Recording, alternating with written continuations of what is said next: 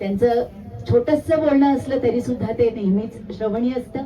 असे जोशी सर, आपल्याला विनंती, आपण आपलं मनोगत व्यक्त करावं.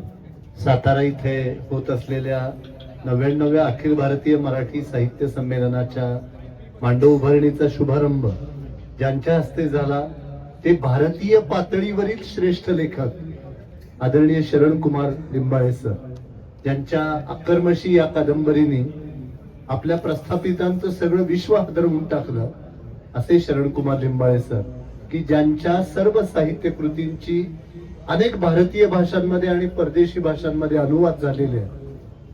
आणि सगळ्यात महत्वाची गोष्ट लिंबाळे सरांच्या बाबतीमध्ये की त्यांनी विद्रोहाचं रूपांतर कधीही विद्वेषामध्ये होऊ दिलं नाही आणि त्यामुळं ते त्यांच्या लेखनाला, त्यांच्या जगण्याला एक वेगळं परिमाण लाभलेलं आहे.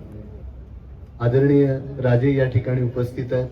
सातारकरांचं एक वैशिष्ट्य आहे, ते कंदी देतात आणि संधी घेतात, असं त्यांचं एक वैशिष्ट्य आहे. त्यामुळं महामंडळाचे सगळे सदस्य इथं आले, त्यांनी सगळ्यांना कंदी पेढ्याचे हार घातले आणि संमेलनाची संधी मिळवून घेतली. पण ती संधी मिळवली असं म्हणता येणार नाही, कारण गेली 12 वर्ष अव्याहतपणे साताऱ्याला साहित्य संमेलन व्हावं यासाठी ते प्रयत्न करत होते. सातारकरांचं आणखीन एक वैशिष्ट्य आहे, ते म्हणजे दुसऱ्यांना ताण देणं. तर तो ताण मी काही घेत नाही, कारण 98वं अखिल भारतीय मराठी साहित्य संमेलन यमुनेच्या काठी झालं आणि 99वं कृष्णेच्या काठी होत आहे. आणि मी तर कृष्णा कोयनेचं पाणी पिलेलं माणूस आहे आणि त्यामुळेच मुळामुठ्याच्या काठावरती टिकून आहे. तर त्यामुळे मी 100व्या संमेलनाचा अजिबात ताण घेणार नाही. 99व्या संमेलनात जे कार्यकर्ते झटले ते महाराजांच्या आदेशाने पुण्यात नेणार आणि 100वं संमेलन म्हणजे चलाकी फक्त राजकारणातच असते असं नाही, साहित्य कारणात सुद्धा असते. आणि आता राजे स्वागताध्यक्ष असताना आणि शेजारी बसल्यानंतर इतकं तरी समजलं पाहिजे असं मला वाटतं. त्यामुळे सातारकरांनी काही काळजी करू नये. जितकं संमेलन उत्तम कराल तितकं अधिकाधिक कार्यकर्त्यांना पुण्यात अधिकाधिक कष्ट करावे लागतील हे मी तुम्हाला राजांच्या उपस्थितीमध्ये या ठिकाणी सांगतो. एका गोष्टीचा आवर्जून उल्लेख केला पाहिजे की 98वं अखिल भारतीय मराठी साहित्य संमेलन दिल्लीला झालं आणि 99वं साताऱ्याला होतं. एक देशाच्या राजधानीत झालं आणि दुसरं महाराष्ट्राच्या ऐतिहासिक राजधानीमध्ये होतं. आणि मराठी भाषेला अभिजात भाषेचा दर्जा मिळाल्यानंतर मराठी मातीमध्ये होत असलेलं हे पहिलं अखिल भारतीय मराठी साहित्य संमेलन आहे. आणि त्या दृष्टीनं या संमेलनाचं एक वेगळेपण आहे. छत्रपती शिवाजी महाराजांनी मराठी भाषेसाठी जे योगदान दिलं ते किती महत्वाचं आहे. दैनिक केसरी मधल्या आपल्या अग्रलेखामध्ये लोकमान्य टिळकांनी असं लिहिलेलं होतं की छत्रपती शिवाजी महाराजांच्या पूर्वी पोवाडे का झाले नाही हे सांगण्याची आवश्यकता नाही, कारण छत्रपती शिवाजी महाराजांचा अभ्युदय म्हणजे मराठी भाषेचा अभ्युदय. तर जिथे मराठी भाषेचा अभ्युदय घडलेला आहे त्या सातारा नगरीमध्ये हे संमेलन होत आहे, याचा मला अतिशय आनंद आहे. आणि शेवटी आपण एक गोष्ट लक्षामध्ये ठेवली पाहिजे की साचा मोडल्याशिवाय नव्या वाटा तयार होत नाही. संमेलनाचा सुद्धा वर्षानुवर्षे एक साचा तयार झालेला आहे, तो आपल्याला मोडावा लागेल, नवे प्रयोग करावे लागतील. आणि हे नवे प्रयोग करत असताना सर्वांना बरोबर घेऊन जावं लागतं. आज आदरणीय शिवेंद्रसिंह राजेंचा मला आवर्जून उल्लेख केला पाहिजे की साहित्य संमेलन दिल्यापासून आजतागायत त्यांनी मला एकदाही असा फोन केला नाही की सर हा माझ्या ओळखीचा आहे त्याला परिसंवादामध्ये घ्या, हा माझ्या मतदारसंघातला आहे त्याला कवी संमेलनामध्ये घ्या. महाराष्ट्रातल्या 288 पैकी किमान 50 आमदारांचे मला फोन येऊन गेले. तेव्हा आता निवडणुका लागल्यात, जरा आम्हाला लोकांना खुश ठेवावं लागतं, माझ्या एवढ्या कवींना लेखकांना घ्या. पण साहित्यिकांची स्वायत्तता कशी जपायची याचा आदर्श शिवेंद्रसिंह राजे यांनी घालून दिलेला आहे. आणि त्यामुळं स्वागताध्यक्ष म्हणूनही त्यांचा वेगळा ठसा या संमेलनामध्ये निश्चितपणे उमटल्याशिवाय राहणार नाही. त्यांनी आम्हाला कधीही विचारलं नाही, मला अध्यक्ष म्हणून त्यांनी एकदाही मला सांगितलं नाही की सर या राजकीय व्यक्तीचा समावेश पाहुण्यामध्ये असला पाहिजे, या वक्त्यांना तुम्ही अध्यक्ष केलं पाहिजे, यांना कवी संमेलनाचं अध्यक्ष केलं पाहिजे. शेवटी राजकीय क्षेत्र आणि साहित्य क्षेत्र दोघांनीही आपापल्या मर्यादा सांभाळल्या, सीमारेषा सांभाळल्या तरच समाजाचं भलं होतं. त्या सीमारेषा ओलांडल्या तर समाजाचं कधीही भलं होत नाही हे इतिहासाने आपल्याला दाखवून दिलंय. तर ही स्वायत्तता दाखवण्यासाठी जी एक प्रकारची सुसंस्कृतपणा आणि उदारता लागते ती आदरणीय राजांच्याकडे हे या निमित्ताने आवर्जून सांगितलं पाहिजे. आणि इथून पुढच्या काळामध्ये असे स्वागताध्यक्ष जर संमेलनाला मिळाले तर संमेलनाची स्वायत्तता टिकून राहिल्याशिवाय राहणार नाही. आणि त्यामुळं या दृष्टीनेही हे संमेलन मला खूप महत्वाचं वाटतं की मी असो, महामंडळामध्ये विनोद कुलकर्णी असतील, सुनीता राजे पवार असतील, आम्ही जे जे म्हणून प्रयोग करतो आहोत ते स्वायत्तता असल्याशिवाय अशा प्रकारचे प्रयोग करता येत नाही. संमेलनामध्ये नेमका घोळ कुठं होतो, आम्ही संयोजक संस्थेला संमेलन देतो आणि महामंडळाचा त्याच्यावरचं असलेलं नियंत्रण हे हळूहळू कमी होत जातं, हे आम्ही स्वतः अनुभवलेलं आहे. आणि त्यामुळं साताऱ्याला संमेलन दिल्याचा फायदा असा आम्हाला असं होणार आहे की या संमेलनावरती महामंडळाचं म्हणजे साहित्यिकांचं पूर्ण नियंत्रण राहणार आहे.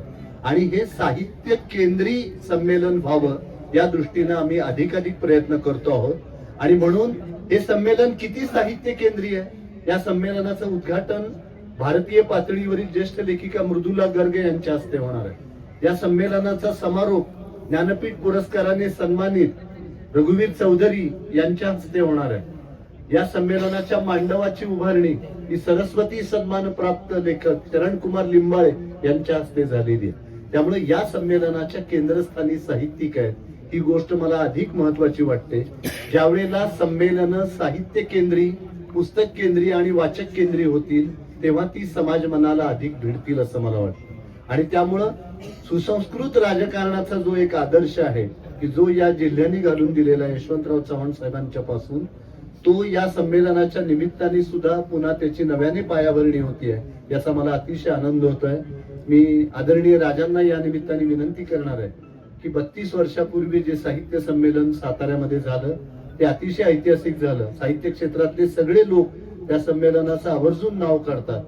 शंकर सारडा, शिरीष चिटणीसांची सारखी मंडळी त्यावेळेला त्या संमेलनामध्ये होती. विद्याधरजी गोखले त्या संमेलनाचे अध्यक्ष होते आणि आदरणीय श्रीमंत छत्रपती अभयसिंह राजे भोसले हे त्या संमेलनाचे स्वागताध्यक्ष होते. राजे साहेब 4ही दिवस त्या संमेलनाला उपस्थित होते. मी शिवेंद्रराजेंकडनं हीच अपेक्षा करणार आहे की निवडणुकीची धामधूम असणार आहे तरी आपण 4ही दिवस या संमेलनाला उपस्थित राहायचं आहे. ते अतिशय महत्वाचं आहे. आणि उपमुख्यमंत्री, मुख्यमंत्री येणारच आहेत कारण कार्यकर्त्यांचा ससेमिरा सोडवायचा असेल तर संमेलनासारखं उत्तम व्यासपीठ त्यांना नाही. हे त्यांना सांगता येईल मी संमेलनामध्ये फोन उचलता येत नाही, साहित्यिकांना फोन उचललेले आवडत नाही, तर त्यामुळं त्यांचंही मन शांत होईल. त्यामुळं ते नक्की या संमेलनासाठी येतील आणि त्यांच्या स्वागतासाठी आपण उत्सुकच आहोत. तेव्हा मला आमचे इथले जे कार्यकर्ते आहेत, शेवटी कुठलाही समारंभ जो काही उभा राहतो, संमेलन ही अतिशय महत्वाची सामाजिक, राजकीय आणि साहित्यिक अशी घटना आहे. आज साहित्य संमेलन हे समाजापासून अलिप्त राहिलेलं नाही. म्हणजे अखिल भारतीय मराठी साहित्य संमेलनावर गेल्या 100 वर्षात इतकी टीका झाली पण इतकी टीका होऊनही टिकून राहिलेलं एकमेव संमेलन म्हणजे अखिल भारतीय मराठी साहित्य संमेलन. शेवटी जो काम करतो त्याच्यावरतीच टीका होते आणि हे साहित्य संमेलन काळानुसार बदलत गेलेलं आहे. आणि त्यामुळे या संमेलनाशी समाजाची नाळ इतकी जोडली गेलेली आहे की या संमेलनाच्या व्यासपीठाला कुणाचं नाव असावं, ग्रंथनगरीला कुणाचं नाव द्यावं, त्याचे अध्यक्ष कोण असावेत, अध्यक्षीय भाषणाची चर्चा ही या संमेलना इतकी कुठल्याही संमेलनाची होताना आपल्याला दिसत नाही. तर त्यामुळं ही इतकी जर महत्वाची राजकीय, सामाजिक, साहित्यिक घटना आहे तर ती समाजाच्या सहभागाने उत्तम घडली पाहिजे. यासाठी प्रयत्न करणारे आमचे शाखेचे जे सगळे कार्यकर्ते आहेत, विनोद कुलकर्णी, नंदकुमार सावंतांचं भाषण ऐकल्यानंतर आता इथून पुढे बाहेरच्या वक्त्याला साताऱ्यात बोलवतील की नाही असा प्रश्न मला पडायला लागला. इतकं उत्तम भाषण ते करतायत. तर साहित्य संमेलन झाल्यानंतर त्याची जी स्पंदनं या मातीमध्ये घुमत राहतात ती पुढच्या साहित्य चळवळीला बळ देणारी असतात. त्यामुळं आता आपण ते म्हणाले की स्वप्नांचा पाठलाग केला पण आता स्वप्नातून बाहेर येऊन सत्याचा स्वीकार करावा लागेल कारण संमेलन 15 दिवसांनी येऊन ठेपलेलं आहे आणि पुन्हा पुन्हा आपला फोन सुद्धा लागत नाही. म्हणजे आम्हाला असा अनुभव आहे संमेलनामध्ये की 3 महिन्यापूर्वी आपल्या स्वागतासाठी आम्ही उत्सुक आहोत असं म्हणणारे कार्यकर्ते, त्यांचा फोन संमेलन 2 दिवसाला आलं की नॉट रिचेबल होतो. त्याला काय पर्याय नसतो आणि एवढे हजारो लोक फोन करत असतात. तर ही कार्यकर्त्यांची ऊर्जा आपण टिकून ठेवली पाहिजे. संमेलनं ही केवळ पैशामुळे यशस्वी होत नाही, ती समाजाच्या सहभागामुळे यशस्वी होतात. ही फार महत्वाची गोष्ट आहे. आणि सातारकरांचं एक वैशिष्ट्य आहे, जिथे पुणेकर थांबतात तिथे सातारकर सुरू होतात. त्याची सुरुवात 1878 साली ग्रंथकार संमेलन न्यायमूर्ती रानडे आणि लोकहितवादींनी सुरू केलं.